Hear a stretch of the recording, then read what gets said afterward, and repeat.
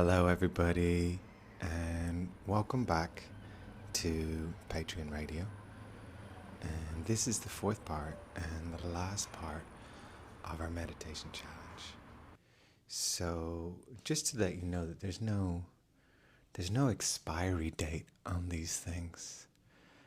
When I think about my own sort of manifestation journey, I think I've been practicing and trying to integrate these techniques for about 10 years, and I still have moments where I feel like I've just learned this yesterday. I still have moments where I go, this is how it works. So don't put any sort of time pressure on it. I think even just beginning to open up to this is already a big part of the process when you consider you're going against a lifetime of being conditioned to not believe in this, and maybe many lifetimes of not believing. So just to recap on what we've done in these four parts, I think it's interesting to look at where we've come from and before we begin to look at where we're going. So, because the thrust of most manifestation is that you're learning to live your life from the future rather than the past.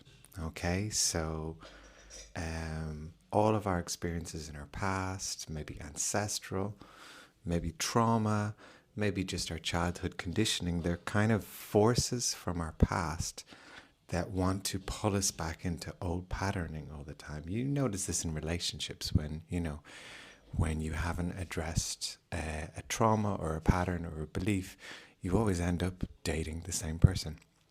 The same thing happens in careers, right? So that's clearly a symptom that you are being influenced by the past. You're being pulled back in. With manifestation, what we're learning to do is be pulled by our future instead. There is a version of you in the future who has dropped these patterns and has become more essential, right? Has connected to the authentic self. And if you can, so imagine like you're in a tug of war and there's these two forces and you are in the middle. And if you can kind of lean a little bit more towards the future version of you, and this is all dependent on imagination. Your imagination allows you to connect to your future. Your memories keep you connected to the past. So the more you can kind of lean into the future, the easier it becomes to let this manifestation just roll in. Okay? So let's look at the past. And in week one, in week one, what we did is we looked at blocks and limitations. So we began to explore what are the things that you just don't imagine will happen. So these are your limitations.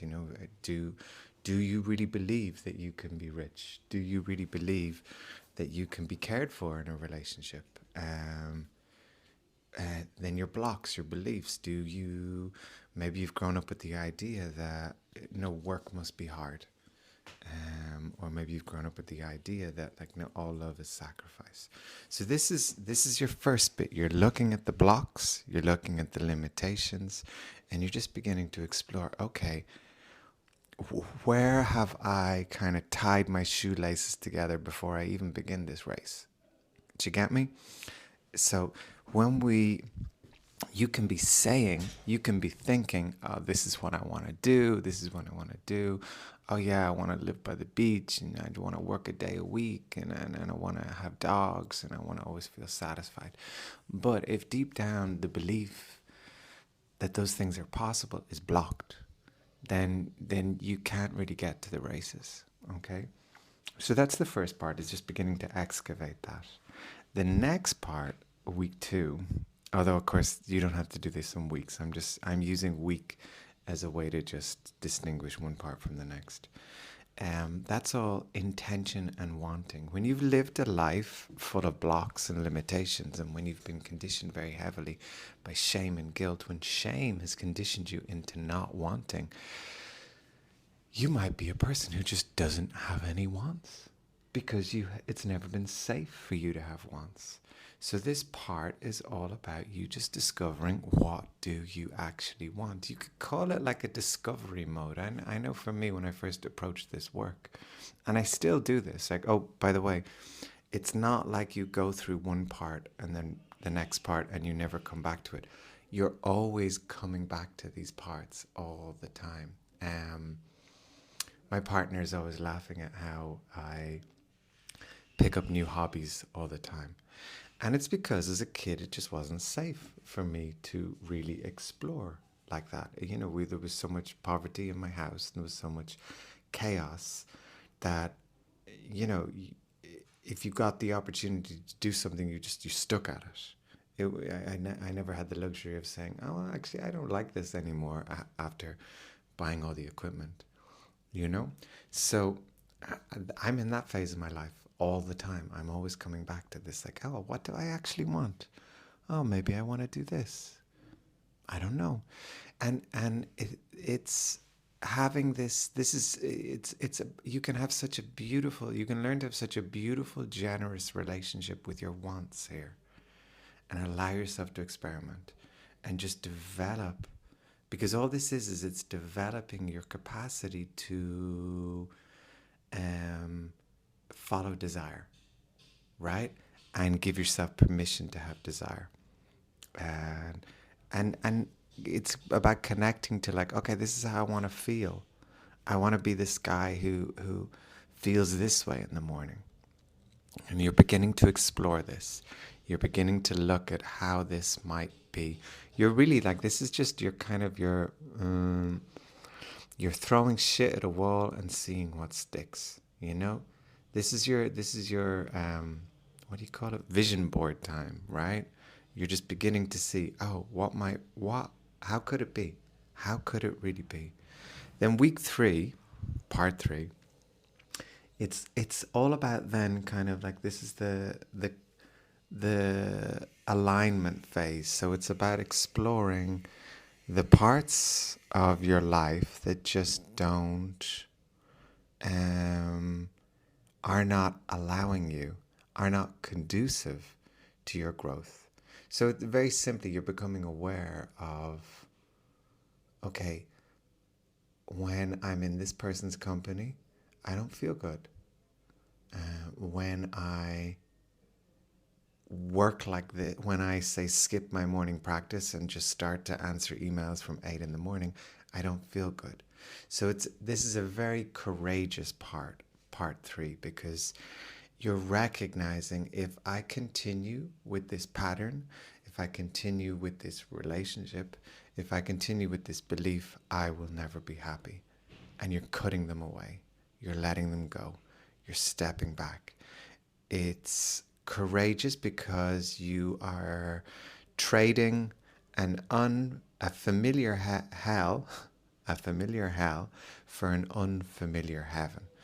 And it's bravery. You know, we've a lot of us, when we grow up with low value, when we grow up with low confidence, when we grow up with the sense that, well, my job is just to make the peace, my job is not to have any desires, we end up in relationships where we're not really getting what we want. We're getting breadcrumbs, but we haven't known anything else. So we're like, well, these breadcrumbs are better than nothing. So with alignment with this part, we're saying, no, I don't want the breadcrumbs. I believe that I deserve more. I don't quite have the proof for it, but I believe it. So I'm going to let go of this vaguely unsatisfactory thing in the hope, in the belief that something much more satisfactory is on the horizon. And this brings us to week 4. This brings us to trust. Trust is like a very active, passive stage, because it's all about feeling. It's about staying present while every part of you is going, this isn't working, this isn't working, this isn't working, right? So I'm going to let you in on a little technique that I use. I use this all the time. I do it whenever I post something on social media, whenever I'm creating a project, whenever I'm even about to jump into a social occasion, you know, when I'm about to meet a friend. Um, I explore, first off, I go, well, what is my need? What is my desired outcome, right? So if I'm about to put a reel up on Instagram, I'll say, well, my desired outcome is 20 people all responding and going, God, Connor, you're so wise. Where did that insight come from? You've changed my life, etc., etc. Now, if I expect, if I am expecting the reel to generate this positive feeling for me, I'm suddenly, what can I say? The reel has all the power. The Instagram reel has all the power. I don't. I am dependent on it to provide me with this hit of validation. So what I'll do is I'll make the reel, and then because I enjoy the process of making reels, the process is really fun, and I like, and sometimes I'm very surprised by what I say, and I enjoy that a lot. And then what I'll do before I post it is I will already imagine the feeling. So to get me, I will create the feeling in my body. I will create the feeling. It's a little bit like you're playing a football match. And before you go out on the pitch, you generate the feeling of having won and got all the praise. So then you're not dependent on the actual reality to do this for you. So I, I'll do that with a reel. And then my experience typically matches the feeling. That's what I notice. The same thing if I'm about to go meet a friend, you know? Like for example, I have a men's circle I go to every Wednesday night. And in the past I would sometimes go to the circle with this desire. I was like, oh, I want the men in the circle to like me. I need them to like me. I need them to listen to me and say, wow, Connor, that was a great thing you said there. You know, I need validation. God, so much of my needs are validation. But what I'll do is before I go to the circle, I'll imagine all the validation. I'll kind of fill myself up with this feeling of validation. And then I go to the circle and I don't have that need, and it happens naturally. I say things and people go, that's great. I'll receive love.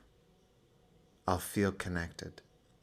Same thing with my partner. A trickier one because with my partner, it's easier for me to fall into disempowerment and it's easier to fall into codependency because those habits are so fucking ancient in me. But if I sort of see my partner, if I'm like going to see my partner and my feeling is, oh, I want her to, just give me a lot of attention. I want her to just really validate me and say, wow, that idea is amazing and you look so good and da da da da da da da.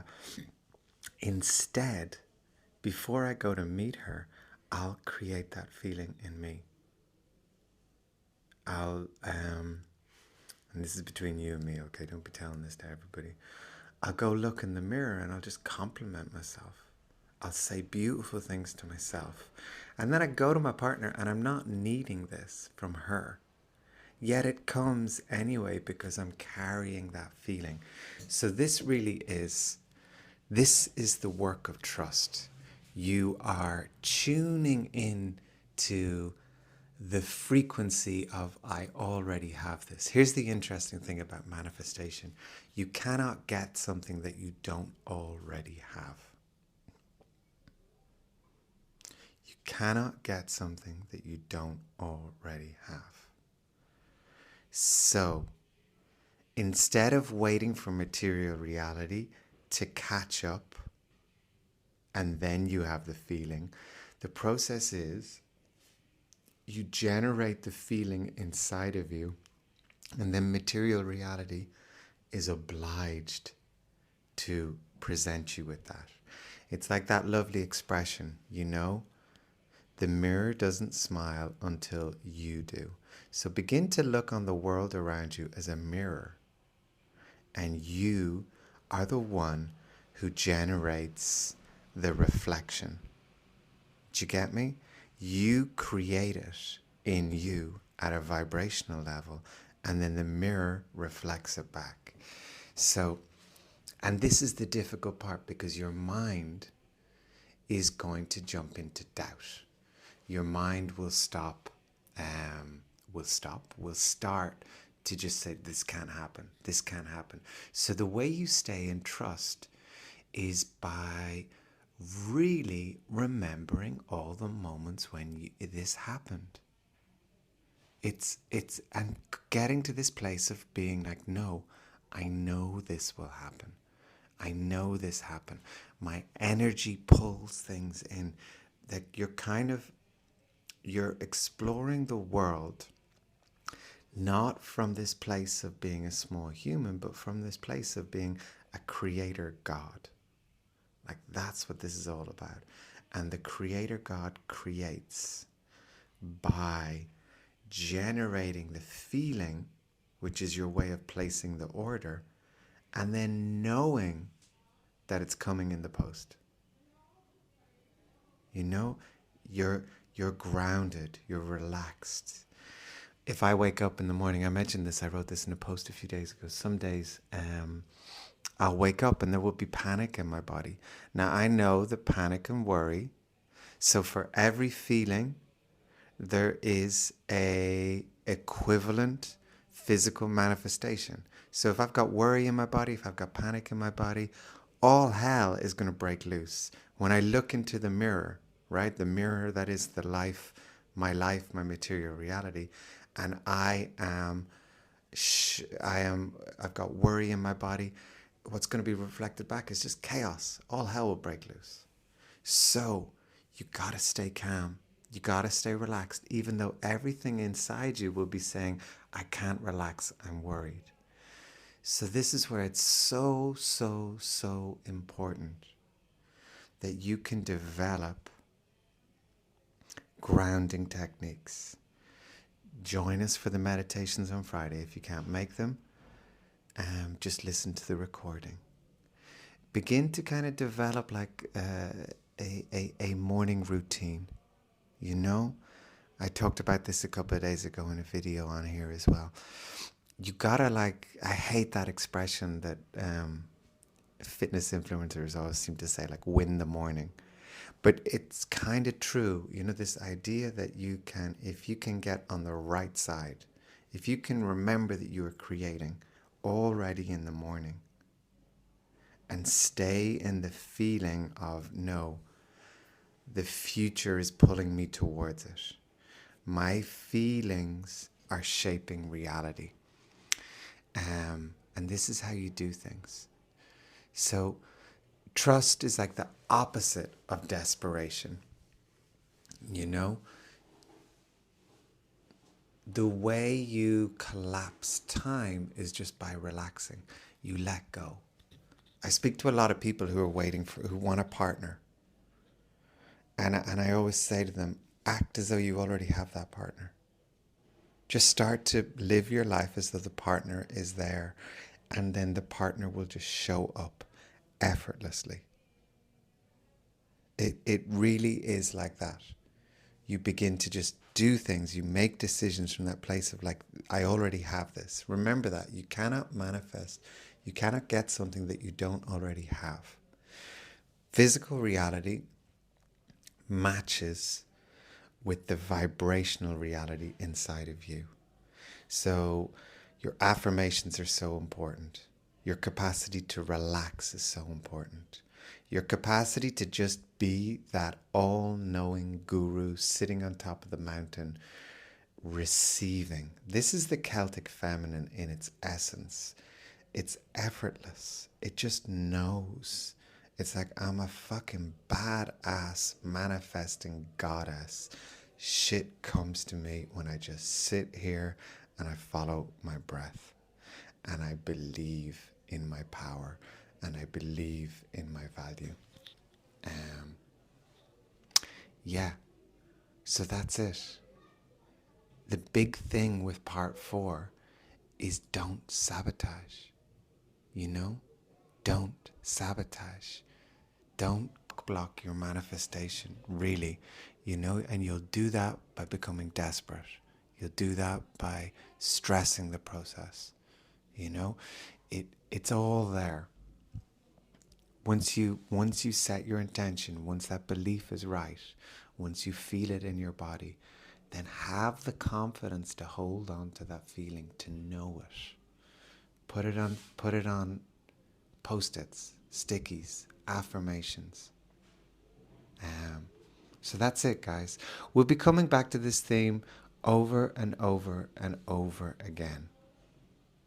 And remember, if you're new to this material, it'll take time. It'll take time, but the more as you're learning, things will get better. As you're learning, you'll do it better. And that's it. We're gonna talk more about this in group, and yeah, thank you for listening. So stay chill, stay grounded, and never chase. Okay, thank you for listening. Love you all. Talk soon. Bye bye.